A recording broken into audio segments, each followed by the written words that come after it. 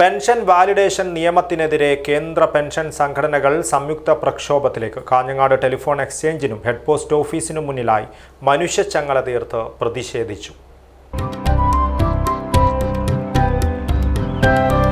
നന്മയുള്ള മനസ്സ് പോലെയാണ് പരിശുദ്ധിയുള്ള സ്വർണവും എന്നും നിങ്ങൾക്കൊപ്പം. Roshy jewellery, bank road, അൻകോട്ട് road, Kasaragod.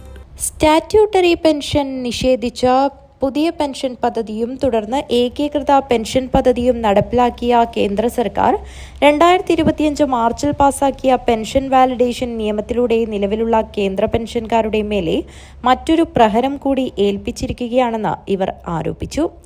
Pension അവകാശമാണെന്നും സർക്കാരിന്റെ ഔദാര്യമല്ലെന്നും 1982 ഡിസംബർ 17 പ്രശസ്തമായ നഗാര കേസിലെ സുപ്രീം കോടതി വിധിയെ പോലും അപ്രസക്തമാക്കുന്നതാണ് 2025 പെൻഷൻ വാലിഡേഷൻ നിയമമെന്നും ഇവർ കൂട്ടിച്ചേർത്തു.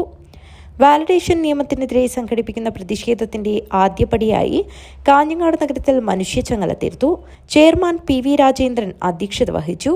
കൺവീനർ K കുഞ്ഞിരാമൻ സ്വാഗതം പറഞ്ഞു. Kumaran Nair, A Gopinathan, Sarath, Rajan, KV Krishnan, Lakshmanan, PP Krishnan, VP Prasannakumari, Rajesh എന്നിവർ സംസാരിച്ചു.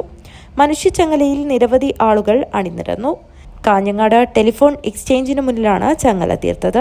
തുടർന്ന് പ്രതിജ്ഞ ചൊല്ലിയതിനു ശേഷം കാഞ്ഞങ്ങാട് HPO പരിസരത്ത് ചേർന്ന പൊതുയോഗത്തോടെ ആദ്യഘട്ട സമരത്തിന് സമാപനമായി. തുടർന്ന് 2025 ഓഗസ്റ്റിൽ സംസ്ഥാന കൺവെൻഷൻ, രാജ്ഭവൻ മാർച്ച്, MP-മാർക്ക് നിവേദനം തുടങ്ങി ഒക്ടോബർ മാസം രാജ്യത്താകമാനമുള്ള പെൻഷൻകാരുടെ ഉജ്ജ്വലമായ പാർലമെന്റ് മാർച്ച് നടത്തുവാനും തീരുമാനമായി. News bureau, Kanhangad.